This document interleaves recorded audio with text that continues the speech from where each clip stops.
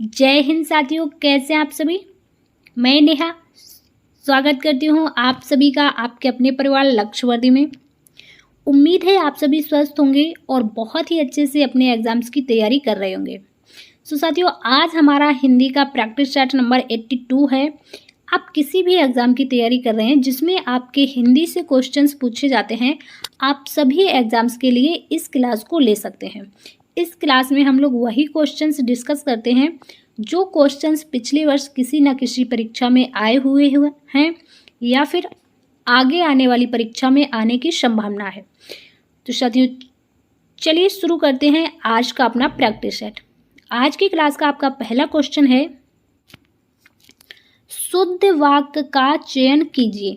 4 option आपको दिए गए हैं, इसमें आपको बताना है शुद्ध वाक्य कौन सा है। देखिए, प्रत्येक व्यक्ति कविता कर सकते हैं। प्रत्येक व्यक्ति कविता कर सकते नहीं, यहाँ पर सकता होना चाहिए था। प्रत्येक व्यक्ति कविता कर सकता है। सेकंड, प्रत्येक व्यक्ति कविता नहीं कर सकते, वही बात। प्रत्येक व्यक्ति कविता नहीं कर सकता, देखिए यहाँ पर सकता आ गया आपका, तो यहाँ पर आपके क्वेश्चन का सही हो जाएगा ऑप्शन नंबर सी। हर व्यक्ति कविता कर सकते हैं, ये भी आपका गलत हो जाएगा। सही आंसर है ऑप्शन सी, यही वाक्य आपका शुद्ध है। क्लियर। अगला क्वेश्चन है आपका, इनमें से एक वाक्य अशुद्ध है, वह है, बताइए। अभी आपसे शुद्ध पूछा था, अब आपसे अशुद्ध पूछ लिया, यानी कि गलत कौन सा है। मैं दर्शन करने आया हूँ, ये तो बिल्कुल सही लग रहा है। मैं अपनी बात का स्पष्टीकरण करने के लिए तैयार हूँ। लड़का मिठाई लेकर दौड़ता हुआ घर आया, वहाँ भीड़ लगी थी, बताइए कौन सा सही हो जाएगा। तो देखिए, स्पष्टीकरण करने के लिए, स्पष्टीकरण का मतलब ही होता है स्पष्ट करना, तो फिर यहाँ पर जो ये करने के लिए दिया है ये आपका गलत हो जाएगा। करने के, स्पष्टीकरण के लिए तैयार हूँ, ऐसा होता तो ये आपका वाक्य सही हो जाता। आपके ऑप्शन का ऑप्शन नंबर बी यहाँ पर राइट आंसर है कि यही वाक्य आपका अशुद्ध है। क्लियर। अगला क्वेश्चन है आपका, मजदूरी और प्रेम शीर्षक निबंध के लेखक हैं, बताइए कौन से, इस क्वेश्चन का आंसर कौन सा सही हो जाएगा। मजदूरी और प्रेम, इस निबंध का शीर्षक क्या है।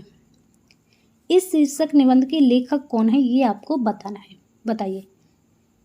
आचार्य रामचंद्र शुक्ल, चंद्रधर शर्मा गुलेरी, बाबू गुलाब राय या फिर सरदार पूर्ण सिंह, कौन हो जाएंगे। तो आपके क्वेश्चन का सही आंसर है ऑप्शन नंबर डी। कौन हो जाएंगे, सरदार पूर्ण सिंह। सरदार पूर्ण सिंह आपके क्वेश्चन का सही आंसर हो जाएगा।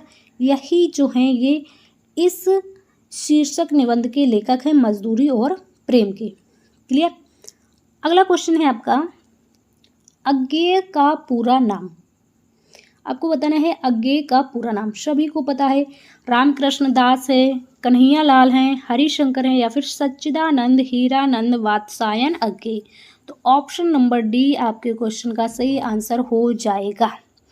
और ये आपके प्रयोगवादी कवि थे। अगर पूछा जाए कि ये कैसे कवि थे, तो ये आपके प्रयोगवादी, कैसे, प्रयोगवादी कवि थे। क्लियर। अगला क्वेश्चन है आपका, जिनका उच्चारण बिना किसी विघ्न बाधा के होता है वे कहलाते हैं। जिनका उच्चारण में कोई भी विघ्न बाधा ना आए उन्हें क्या कहेंगे। मात्रा कहेंगे, स्वर कहेंगे, व्यंजन कहेंगे या फिर वर्ण कहेंगे।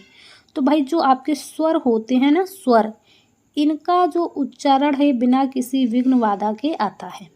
क्लियर। ऑप्शन नंबर बी आपके क्वेश्चन का राइट आंसर हो जाएगा। अगला क्वेश्चन है आपका, किसका उच्चारण हा की तरह होता है और इसका प्रयोग संस्कृत में सर्वाधिक होता है। तो देखिए, हा की तरह, हा जैसे ओम नमः शिवाय, है ना, ओम नमः शिवाय। और भी आपने कई तरह देखा होगा इस शब्द को, स्वाहा, अतः, है ना, स्वतः, मूलतः, इस तरह से। तो अब बताइए इसमें से किसका प्रयोग होता है, उच्चारण होता है हा की तरह, अनुस्वार होता है, निरनुनासिक होता है या फिर अनुनासिक होता है। तो ऑप्शन नंबर डी जिसने भी टिक किया है बिल्कुल सही आंसर हो जाएगा विसर्ग। विसर्ग का जो उच्चारण है, जैसे अभी हम लोगों ने कहा अतः, स्वतः, है ना, विसर्ग का जो उच्चारण है हा की तरह होता है। अगला क्वेश्चन है आपका, स्पर्श, अंतस्थ और ऊष्म हैं, बताइए ये क्या है? स्पर्श, अंतस्थ और ऊष्म क्या है? क्या ये स्वर के प्रकार हैं, व्यंजन के प्रकार हैं, क्या ये संधि के प्रकार हैं या फिर कारक के प्रकार हैं? तो आप सभी को पता है कि ये किसके प्रकार हैं? व्यंजन के प्रकार हैं। स्पर्श व्यंजन, अंतस्थ व्यंजन, ऊष्म व्यंजन, है ना, तो ये व्यंजन के प्रकार हैं। अगला क्वेश्चन है आपका, संधि के कितने भेद हैं? कितने भेद हैं? 2 हैं, 5 हैं, 4 हैं, 3 हैं। तो कितने हैं? ऑप्शन नंबर डी, 3 भेद हैं। कौन कौन से? आप बोलोगे कौन कौन से? तो देखिए, स्वर संधि, स्वर संधि, एक होती है आपकी व्यंजन संधि, तीसरी होती है आपकी विसर्ग संधि। ये 3 भेद होते हैं संधि के। क्लियर? अगला क्वेश्चन है आपका, शुद्ध वर्तनी का चयन कीजिए, बताइए शुद्ध वर्तनी कौन सी है? दधीचि, ग्रहित, कनिष्ठ या फिर पृथक? तो देखिए, जो ये दधीचि लिखा है ये इस तरह से नहीं लिखा जाएगा, बल्कि ये इस तरह से लिखा जाएगा। जो धा पे मात्रा है बड़ी ई की आएगी और चा पे जो मात्रा है ये छोटी ई की आएगी। दधीचि इस तरह से लिखा जाएगा।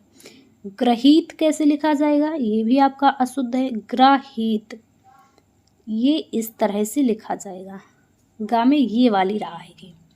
इसके बाद कनिष्ठ नहीं होता है, का निष्ठ होता है, ठा होता है, यहाँ पर ठा होगा। क्लियर? यहाँ पर जो सही वर्तनी है ऑप्शन नंबर डी, पृथक, बिल्कुल सही आपका लिखा हुआ है। क्लियर? अगला क्वेश्चन है आपका, अपने से छोटों के प्रति शुभ कामनाएं देने के लिए किस चिन्ह का प्रयोग किया जाता है? बताइए, शुभ कामनाएं देने के लिए अपने से छोटों को किस चिन्ह का प्रयोग करेंगे? प्रश्नवाचक का करेंगे? बिल्कुल नहीं करेंगे। उद्धरण, जहाँ किसी की बात को उतारते हैं हम, किसी के कथन को लिखते हैं। योजक, 2 शब्दों के बीच में आने वाला चिन्ह होता है। विस्मयादि बोधक, जिसने भी आंसर किया है बिल्कुल सही हो जाएगा, विस्मयादि बोधक, ऑप्शन नंबर सी। अगला क्वेश्चन है आपका, कबीर जुलाहा थे रेखांकित शब्द में कौन सी संज्ञा है? जुलाहा, ये आपको बताना है। जुलाहा आपका रेखांकित शब्द है, इसमें कौन सी संज्ञा है ये आपको बताना है। तो देखिए, जुलाहा क्या होता है? जुलाहा का अर्थ जो होता है व्यवसाय होता है। क्या होता है? व्यवसाय। अब आप यहाँ पर समझ सकते हैं कि इसमें कौन सी संज्ञा है। तो व्यवसाय होता है जुलाहा, व्यक्तिवाचक होगी या जातिवाचक होगी? तो बिल्कुल ऑप्शन नंबर बी यहाँ पर सही है। जातिवाचक जो संज्ञा है ये आपके क्वेश्चन का बिल्कुल सही आंसर हो जाता है। राइट? अगला क्वेश्चन है आपका, कौन सा शब्द स्त्रीलिंग है? बताइए, विभाग, विनियोग, विकृति या फिर विरोध? देखिए, शब्दों को स्त्रीलिंग या पुल्लिंग पहचानने के लिए कैसे पहचानेंगे? या तो उस शब्द के आगे आप सर्वनाम लगा लो, विशेषण लगा लो, संज्ञा लगा लो, या फिर उस शब्द का वाक्य में प्रयोग कर लो। कैसे? देखो, यहाँ पर कहते हैं ना कि ये विभाग कैसा है। विभाग कैसी नहीं कहते हैं ना, विभाग कैसा है यानी कि पुल्लिंग शब्द। विनियोग, विनियोग हुआ, ना कि विनियोग हुई। या फिर विनियोग को और भी कुछ आप करके देख सकते हैं। पहले इधर देख लीजिए, विरोध किया जाता है, ना कि विरोध की जाती है। विकृति, तुम्हारी विकृति कैसी है, उसकी विकृति कैसी है, उसकी विकृति खराब है, अच्छी है ना? तो स्त्रीलिंग शब्द हो जाएगा ऑप्शन नंबर सी यहाँ पर राइट, करेक्ट। अगला क्वेश्चन है आपका, डिबिया शब्द का बहुवचन है, बताइए डिबिया शब्द का बहुवचन क्या हो जाएगा। तो देखिए यहाँ पर आप एक चीज़ नोट कर लीजिए, जिन स्त्रीलिंग शब्दों के अंत में या आता है, जिन स्त्रीलिंग शब्दों के अंत में या आता है, या है ना, उनमें या के ऊपर चंद्र बिंदु लगने से बहुवचन बन जाता है। जैसे आपका डिबिया का डिबिया हो जाएगा, कुटिया का कुटियाँ हो जाएगा, है ना, कुतिया का कुतियाँ हो जाएगा, इसी तरह से, ठीक है। तो ये आप याद रखेंगे, इसका ऑप्शन नंबर डी यहाँ पर करेक्ट आंसर हो जाएगा, डिबिया। क्लियर। अगला क्वेश्चन है आपका, वह कौन सा कारक है जहाँ से साधन के रूप में प्रयुक्त होता है, साधन के रूप में, यानी कि से के द्वारा। जैसे राम पेन से लिखता है, तो पेन क्या है, लिखने का यहाँ पर साधन है, और एक से आता है अलगाव के भाव में। तो आपसे साधन के रूप में पूछा है, से के द्वारा, ये किस में होता है आपका, करण कारक में। जैसे राम कलम से लिखता है, तो यहाँ पर आपका करण कारक हो जाएगा। और अगर यहाँ पर क्वेश्चन ये होता कि जहाँ पर से अलगाव के रूप में प्रयुक्त होता है, जैसे पेड़ से पत्ते गिरते हैं, तो वहाँ पर आपका अपादान कारक हो जाता। क्लियर। अगला जो क्वेश्चन है आपका, मध्यम पुरुष सर्वनाम की पहचान कीजिए। अब बताइए, मध्यम पुरुष सर्वनाम की पहचान कीजिए। आप सभी को पता है कि पुरुषवाचक सर्वनाम के 3 भेद होते हैं। पुरुषवाचक सर्वनाम के कितने भेद होते हैं, 3। एक तो होता है उत्तम, जो आपका उत्तम बोलने वाला होता है। सेकंड होता है मध्यम, जिससे वो बात करता है। थर्ड होता है अन्य पुरुष, जिसके बारे में बात की जाती है। ठीक।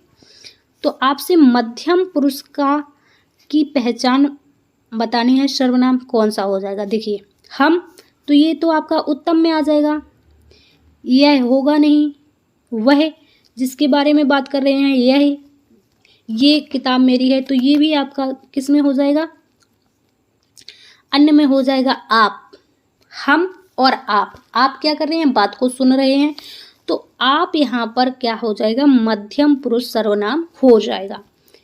क्लियर। अगला जो क्वेश्चन है आपका,